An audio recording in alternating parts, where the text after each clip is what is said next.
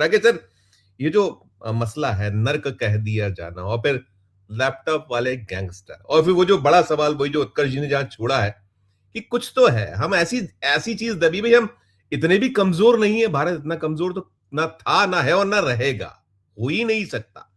लेकिन आप किसी चीज पे रिएक्ट ना करना, यहां तो अब तो बनता है ना सर। अब तक इसके पहले तक आप नहीं कर रहे थे, ठीक था, चलिए जो कुछ भी है कि मैं इससे तेल खरीदो मत खरीदो, छूट दे देते हैं, युद्ध रुकवा दिया, वहां तक। लेकिन यहां यहां पर आके जिसमें इतनी इस तरह की बातें की जाना, और अंततः है तो वो यूएस के प्रेसिडेंट है ना, ऐसा तो नहीं है कि कोई यारा खैरा नत्तू खैरा बोल रहा है। प्रतिक्रिया आपकी। धन्यवाद संजीव जी। देखिए, अभी डॉक्टर सिन्हा ने बहुत गंभीर और विस्तार से बातें की इस मुद्दे पे।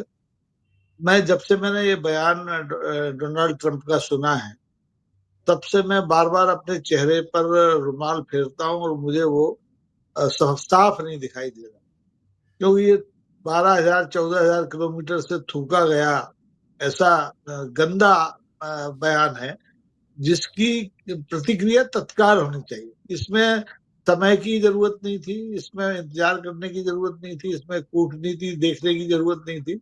इधर बयान आया था, उधर आपको उनके यहाँ भी जो भी सज्जन बैठते हैं उनको बुला के और उनको फटकार लगानी थी कि अपने राष्ट्रपति को बोलो कि ये बेवकूफियां बंद करें। डॉक्टर डोनाल्ड ट्रंप का जहां तक सवाल है, वो लगातार जब से पिछले 2 ढाई साल से भारत के खिलाफ जितना हल्का बोल सकते हैं वो बोले चले जा रहे हैं।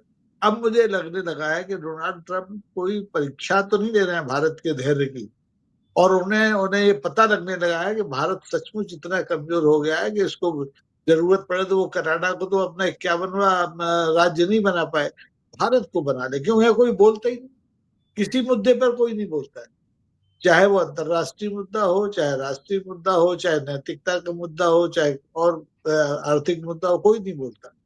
तो मुझे यही बार बार लग रहा है कि इतनी घटिया टिप्पणी करके कि भारत को नर्क बता दिया है, और ये कह दिया कि यहाँ जो भारत के लोग आते हैं निश्चित तौर पर वो नागरिकता के चक्कर में आते हैं और फिर नर्क से अपना कुनवा लेके चले जाते हैं। मुझे ये व्यक्तिगत तौर पर भी बुरा लगा। अभी डॉक्टर सिन्हा ने कहा था कि वो कुछ भावुक होके भी बात कर रहे थे। मैं भावुक होके नहीं, मैं प्रैक्टिकल जमीन पर बात कर रहा हूँ। मेरा परिवार वहां है, पिछले 12-15 साल से है, तो ये गाली उसको भी है, ये गाली मुझे भी है, और मेरे नहीं, जैसे लेकिन वो जो उन्होंने वो कहा लैपटॉप वाले जो गैंगस्टर, ये वहां उसमें कैसी उद्वेलना पैदा कर सकता है। जो सरफिरे तो वहां भी है, जो भक्त तो वहां भी है, हम देख रहे हैं ताली बजाने वाले तो वहां भी है। नहीं, निश्चित तौर पर देखिए, उनका ये जो बयान है वो कोई अप्रत्याशित बयान नहीं, ये टोटली चुनावी बयान है, जो वहां अभी चुनाव सिर पे खड़े हैं। और वो वैसे ही बयान देते हैं जैसे हमारे यहाँ हिंदुस्तान में दिया जाता है कि महिला आरक्षण का मुद्दा होता है जो कानून बन चुका होता है, और संविधान संशोधन को उसके पर्दे में लपेट के महिला आरक्षण का विरोधी पूरे प्रतिपक्ष को साबित कर दिया जाता है। ऐसे ही डोनाल्ड ट्रंप, चूंकि अमेरिका में नागरिकता को लेकर के विवाद लंबे समय से है, वहां के लोग भी डरते हैं। ऐसा नहीं है, बाहर से दुनिया से पता, हिंदुस्तान और केवल चीन की बात नहीं है, सारी दुनिया से लोग वहां रोजगार की तलाश में पहुंचते हैं और उनकी अर्थव्यवस्था निश्चित तौर पर प्रभावित होती होगी। और अमेरिकी जो नौजवान है उनके रोजगार के अवसर कम होते होंगे, लेकिन इसका मतलब ये नहीं है कि आप इस तरह से एक घटिया, घिनौना एक बयान दे दे जिसको कि आप मतलब किसी भी रूप में स्वीकार ही नहीं कर सकते। अभी सिन्हा साहब ने कहा वो बहुत गंभीर मामला है कि छोटे छोटे देश जो ना प्रभुता के मामले में भारत के बराबर है, ना आबादी के मामले में बराबर है, ना अर्थव्यवस्था के मामले में, ना बाजार के मामले में, वो अमेरिका के हर इस तरह के बयान की निंदा करते हैं, खुलकर बोलते हैं, चाहे वो पनामा नहर की बात हो, चाहे ग्रीनलैंड का मुद्दा हो, चाहे कोलंबिया का मामला हो। भारत इतना बड़ा देश, 140 करोड़ जाने कब से डट रहे हैं, अब तो 180 हो गए होंगे, जनगणना हुई नहीं है। इतना बड़ा देश और हर गाली चुपचाप सहने के लिए तैयार है। आप अभी 24 घंटे होने वाले हैं इस बयान को आए हुए, भारत की सरकार ने एक प्रतिक्रिया जाहिर नहीं की।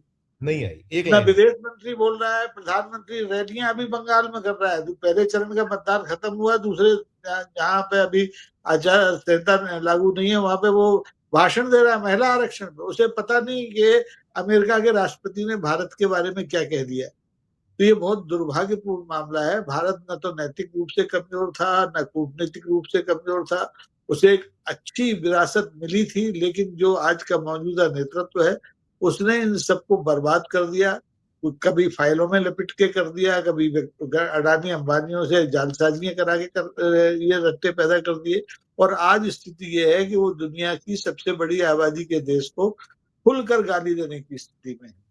मुझे लगता है कि इसका प्रतिकार केवल एक आदमी का, मैंने अभी भाषण सुना है इसके खिलाफ, वो है लोकसभा में प्रतिपक्ष का नेता राहुल गांधी। जी। बाकी कोई बोला ही नहीं है। मतलब किसी को इसकी चुभन नहीं है कि उसने कह दिया कि आप एक नरक है दुनिया का और यहाँ से उठ के आप हमारे यहाँ चले आते हैं।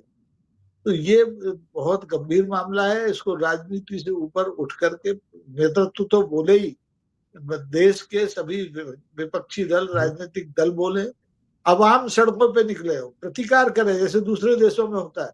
हम सरकार के भरोसे क्यों बैठे हैं डोनाल्ड ट्रंप को जवाब देने के लिए? हम सड़क पे आके इस बात का प्रतिकार करें, तब बात बनेगी। क्योंकि सरकार तो दबी हुई है, फाइलों में दबी हुई है, एपस्टीन की हो या किसी की, वो नहीं बोलेगी, वो रोष भी व्यक्त नहीं करने वाली है। तो इस दुर्भाग्यपूर्ण स्थिति में जबकि सरकार पर मतलब देश के स्वाभिमान का पर हमला हुआ है, देश की संप्रभुता पर हमला हुआ है और सरकार हमारी लगी हुई है चुनाव, ऐसी सरकार भाड़ में जाए, ये जनता जब कहेगी तब बात बनेगी। अन्यथा अभी हमारे डोनाल्ड ट्रंप आने वाले दिनों में और गालियां देंगे और हमें वो सुनने के लिए चुपचाप अभिशप्त होकर सुनना पड़ेगा। जी का स्वागत करूंगा। एक प्रतिक्रिया राजू जी से। राजू जी देखिए, सवाल वही है, लगातार हम लोग पहले चरण में, मुझे दूसरे चरण बहुत इंपॉर्टेंट इलेक्शन पे बात करनी है। दोनों, चाहे जो पश्चिम बंगाल में पहला चरण है और दूसरा चरण तमिलनाडु जो एक चरण में होना है, सेकंड फेज अभी होगा, उस पर भी पूछूंगा। लेकिन मैं ये है कि कब तक ये कृष्ण की भूमिका में, कब तक कि शिशुपाल जो है करते जा रहा है गलतियां 100, और ठीक है वो शिशुपाल, या लेकिन है तो ऐसी ही ना कि एक के बाद जो बात शुरू हुई थी हथकड़ी बेड़ी, वहां से लेकर अब तक, और अब जो कहा है ये तो बेहद इतना ज्यादा हम कह रहे हैं बार बार कि दिल को झकझोर रहा है। और हमारे जो हुक्मरान है उनका दिल नहीं कहीं हो रहा है। 24 घंटे ज्यादा का वक्त हो गया, कोई प्रतिक्रिया नहीं। छोटी सी टिप्पणी आप, क्योंकि बहुत सारी बातें होंगी जो नई चीजें आप सुन के छुट्टी में वो करिएगा, फिर मैं इस पे तमिलनाडु, उस पर बात करूंगा, पश्चिम बंगाल। माफ कीजिएगा राजू जी।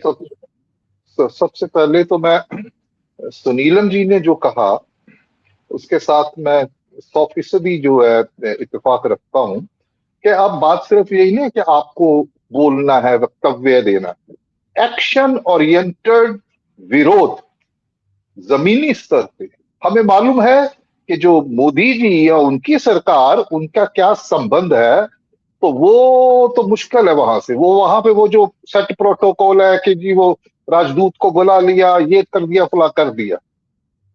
लेकिन जो विपक्ष है, अब जिस तरीके से जोरदार तरीके से ये जो ट्रेड डील हुई है, विपक्ष ने, कांग्रेस ने राहुल गांधी की अध्यक्षता में उसका विरोध किया है, तो इनका ऊपर इनकी जिम्मेवारी बनती है कि उसको आगे लेके जाए और परस्पर जो ये एक राष्ट्रीय तौर पे हमें अपमानित, मतलब भी बात यहां तक पहुंच गई है और लगातार हो रही है, बात यहां तक पहुंच गई, हमें नरक का द्वार बोल रहे हैं। इससे ज्यादा जिल्लत, और ये जिल्लत जो हमें उठानी पड़ रही है, ये जो हमारे, ये जो विश्व गुरु हमारे माननीय जो प्रधानमंत्री जी है, मोदी जी है, ये इनका किया धरा है। इनको वो ये अपने आप को इतना कमजोर साबित कर दिया है। कौन सी ऐसी तार है जो उनके हाथ में है कि वो कठपुतली बने हुए हैं? तो ये लगातार और बार बार हो रहा है। और मजे की बात यह है कि हमें वो हमारे मतलब हमारी नस दबा के वो हमसे एक आर्थिक जो है रियायतें ले रहा है। ये जो ट्रेड डील वो जो साइन की है हमने, और वो साइन जब ट्रेड डील करने, when we are on way to sign that, उससे पहले किस किस्म की जिल्लत हमें उठानी पड़ रही है। और वहां पे वो इनकी प्रशंसा कर रहे हैं। हिस्टोरिक डील, ऐतिहासिक हमारी डील हुई है, और उसके बाद ये क्या कह रहे हैं हम। तो ये सारी चीजें, ये कतई ये जो है राष्ट्रीय गौरव जिसको लेके ये इनकी आंतरिक मतलब ये चुनावी रणनीति है, जो बार बार ये समय है मोदी जी के लिए ये दिखाने के लिए। आप भूल जाए दूसरी सारी बातें, हमें मालूम है क्या हो रहा है।